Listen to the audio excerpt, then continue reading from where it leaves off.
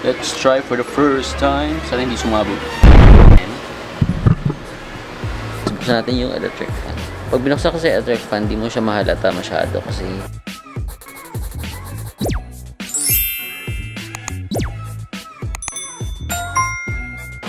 what's up mga ka-awesome? It's another day, it's another opportunity to wake up and become awesome.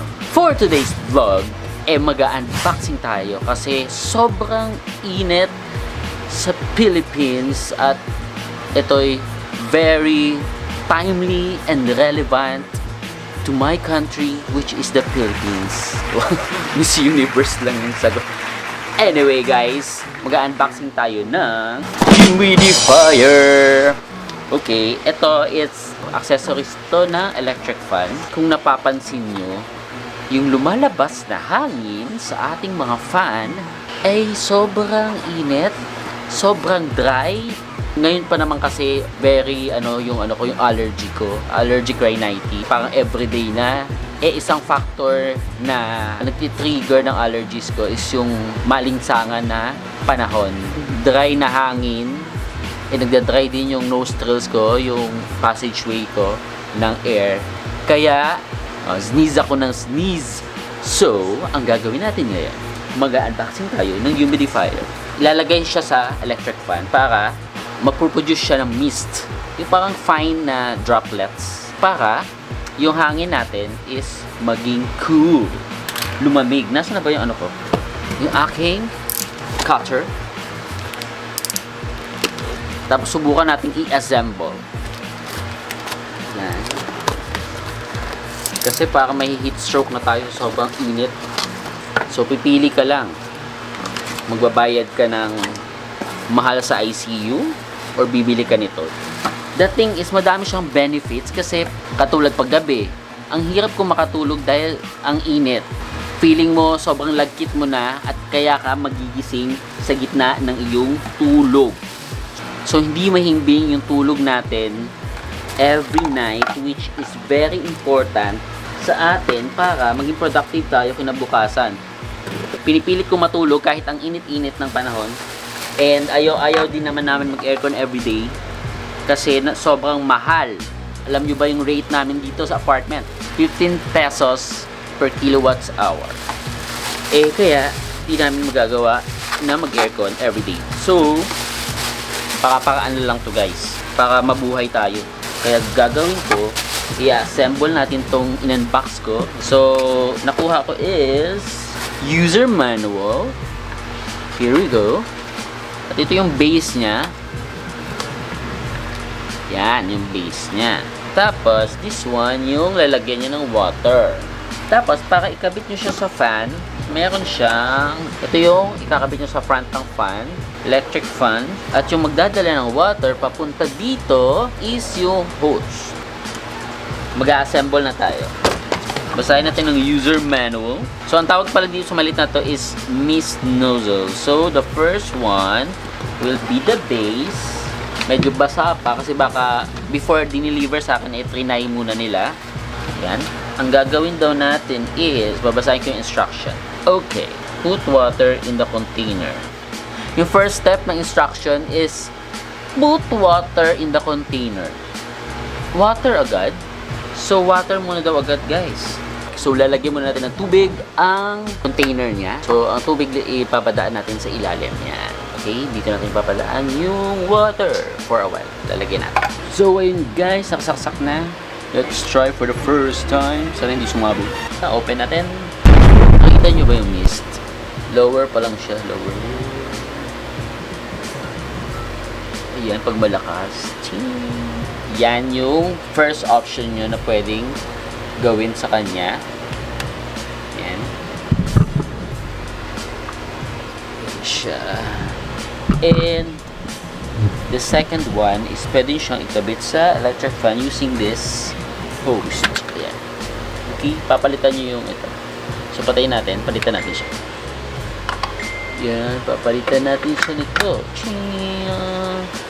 Tapos, itong accessory niya, yung ikakabit sa mismong cover, front cover ng electric fan nyo. So, ito yun siya. Tapos, yung hose nyo, dito siya ikakabit. Ganyan. Pwede kang gumamit ng screw para ikabit yung ano niya, yung itong lid niya para lumabas yung mist sa harap ng fan. Pwede daw kahit isang screw lang, pero akin dinalawa kong screw para stable. Yan, ganyan siyang mangyayari. And itatry natin sa electric fan kung totoo nga bang lalamig siya. So let's try. Yan, ipapakita ko sa inyo habang kinakabit ko sa electric fan. Yan na siya guys. So ito na yung ating front cover ng electric fan. Kakabit natin siya dito. At ako'y pinagpapawisan na habang ginagawa to kasi nakapatay na siya. So let's try it on. So yan yung mist niya guys. Nakikita nyo? Yan yung mist na nilalabas. Tapos bubuksan natin yung fan. Wow, malamig nga. So yan, may lumalabas na mist. Yan, nakakatulong nga siya guys. Yung hangin na nilalabas ng electric fan is naging cool, naging moist. Hindi na siya dry, hindi na siya warm. Ang galing. Tapos hindi siya nagli-leak kasi silyadong-silyado siya. So, titingnan natin kung gaano siya kahaba pwedeng gamitin ng walang refill ng water. So, sana makatulong sa akin to para makatulog ng mahimbing. Hindi ako makatulog ng maaga. Tapos, dagdag pa ng init ng panahon. Malapot-lapot. Yan, paikutin natin siya. Ang lamig. So far, so good. Sana lang di siya masira agad. So, i-continue ko mamaya yung vlog. Titingnan natin kung ilang hours ko siya nagamit. Actually, hindi ko pinuno yung water tank, yung container niya ng tubig. Pero mag-leave daw ng 2 inches sa pinaka top level niya para hindi mabagal yung paggawa niya ng mist. Mga 3 inches yata or 2.5 inches yung nilive kong space. Let's continue the vlog mamaya kung magagamit ba natin siya ng mahaba overnight habang natutulog tayo kasi baka masira naman siya kung wala siyang water habang naka-on siya. Mamaya ulit. Paalam. Parang pambatang ano lang show. So ayan guys, ini-enjoy na natin yung kanyang mist. Ayan.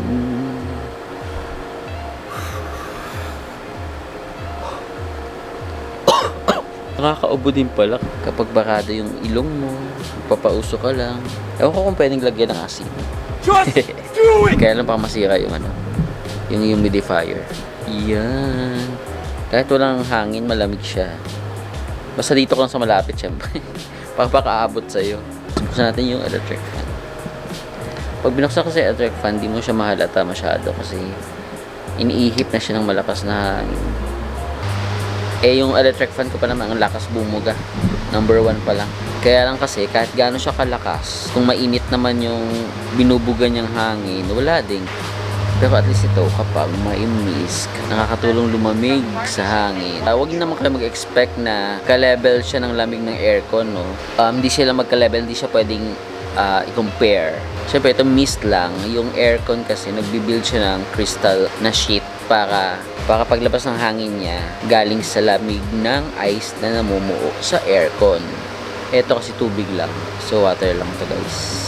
Nabasa ko is that humidifier helps yung may mga problems sa mga dry skin, cracked lips, dry cough, nasal congestion, headaches, nasal allergies ka, dry throat, and yun nga pag summer, malinsangan yung panahon, makakatulong talaga siya for you. Pero meron din siyang disadvantage kapag nasobrahan yung paggamit mo ng humidifier. Kasi nagkakaroon ng fungus yung mga surfaces na nadadaanan ng mist or yung moist na hangin. So nagkakaroon siya ng fungus formation. Ang fungus formation ay makakasama rin lalong-lalo na sa may mga lung problems. So, hindi siya maganda kapag nasobrahan din yung paggamit natin ng humidifier. Ang ma-review ko naman about sa machine ito, specifically this humidifier na binili ko, is gusto ko yung continuous usage for 8 hours na hindi mo na kailangan i-refill ng water. Kasi before, I have a small humidifier with electric fan naman. Every 2 hours nag-refill ako. So hindi ko siya talaga pwedeng gamitin overnight dahil matutuyuan siya o magda-dry up siya at masisira yung kanyang machine. This time, napatunayan ko na it's about 8 hours pwede mo siyang gamitin or lagpas pa sa 8 hours. Safe kong sabihin na sa 8 to 9 hours. Advantage yun, napaka-advantage yun. Lalong-lalo na kung gagamitin mo habang ikay natutulog. Naibigay naman niya yung promise niya na makapagpa-cool ng ating air from our electric fan. Napalamig niya. Okay yun, approve yun para sa akin. Hindi ko gusto naman sa kanya is hindi ko nagamit yung kanyang hose. Kasi habang ginagamit ko siya kanina, nagkaroon siya ng blockage ng water. So yung mist, hindi na siya lumalabas sa mist nozzle natin na nakakabit sa electric fan. Lumalabas na siya dun sa ilalim ng machine. Buti na lang na-observe ko agad. Ang kagandahan naman na tinanggal ko yung hose, na-discover ko naman na mas maganda pala pag walang hose at ginamit mo lang siya as a humidifier sa harap ng fan. And si fan na yung bahala mag-circulate ng mist sa area na kung nasaan ka. Mas malakas siya, mas nakapagbibigay siya ng cool air kapag ganon yung inyong gagawin. Kasi gumamit kayo ng hose na hindi nyo naman sure kung habang natutulog kayo magbabara siya. Mas maganda na lang, natanggalin nyo na lang yung hose. Even though na sayang kasi hindi natin siya magagamit, hindi natin ma-maximize yung purpose. Overall, satisfied naman ako, hindi ako nahinayang. Sulit naman yung 2,500 na binayaran ko. Kesa nag-decide ako na bumili uli ng panibagong electric fan with built-in humidifier. Kasi meron silang dalawang product which is yung built-in yung humidifier sa electric fan and the other one is humidifier only na pwede mong i-attach sa electric fan yung nozzle niya with a hose. Ito yung product ko na nandito sa akin. Kesa magbayad ka ng buong electric fan with a humidifier na 5,500 yata yun. 5,500. Masyado na siyang pricey at malayo sa price kung bibili ka ng humidifier. So magdadalawa na yung electric fan ko. Sayang naman kung hindi ko magagamit. Kaya naisip ko na humidifier na lang ang aking bilhin. Overall, rate ko sa humidifier na to is 8. Na-serve naman niya yung purpose ko sa pagbili ko sa kanya na magkakaroon ako ng comfortable environment dahil problema ko talaga ang sobrang init dito sa room.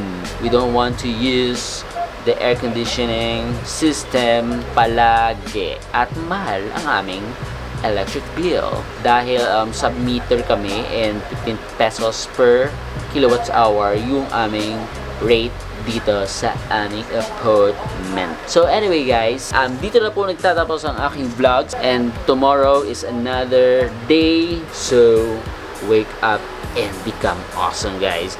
Please subscribe to my channel, Mark V. Mendoza. Don't forget to click the notification bell. Mag-comment kayo kung nakatulong sa inyo ang video na to.